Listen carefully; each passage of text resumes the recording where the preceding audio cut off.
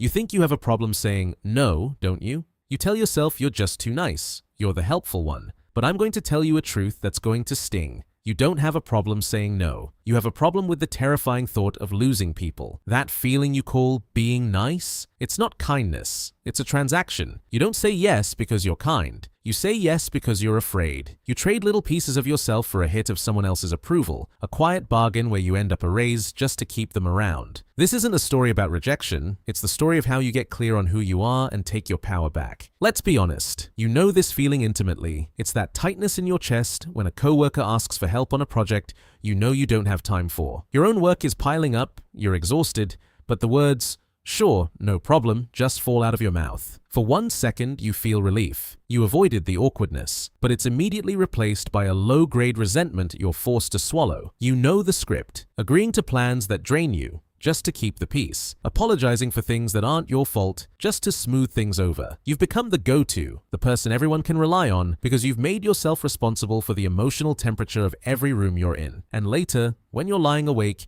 you replay it all, feeling used and completely invisible. This isn't being helpful, it's a performance. On the surface, it looks like selfless generosity, but underneath, it's a desperate need to manage how people see you. It's a cycle where you're so busy managing your image that you forget to manage your own life, costing you your time, your energy, and your self-respect. So, why does a simple 2-letter word feel like a threat to your survival? It's not a character flaw, it's an old survival program that's still running. It starts with the primal fear of rejection. Your brain is wired for connection. Our survival once literally depended on the tribe. So when you consider saying no, your brain's alarm system, the amygdala, doesn't know the difference between social disapproval and a predator in the tall grass. To your nervous system, the risk of being disliked feels like a genuine threat to your life. For many, this goes back to childhood. If saying no as a kid meant punishment or the withdrawal of love, your brain wrote a rule in stone. No equals danger, and you're still following it. Then, your identity got tangled up in being liked. You don't just do nice things. You've started to believe your entire value comes from being the nice, reliable person. So saying no doesn't just feel like declining a request. It feels like you're becoming a bad person. It attacks the very foundation of who you think you are, forcing you to scan every room for external proof that you matter. And finally, it's all reinforced by simple conditioning. You learned to be this way because, at some point, it worked. Compliance brought you love. Silence brought peace to the house. This is especially true if you grew up feeling you had to earn your affection. And if you're a highly empathetic person, it's a trap. You don't just imagine their disappointment. You feel it in your own body, which makes saying no feel like an act of cruelty. Here is the most painful part of the cycle. For years, you tell yourself you're just being generous. But eventually, the cost becomes impossible to ignore. Every time you say yes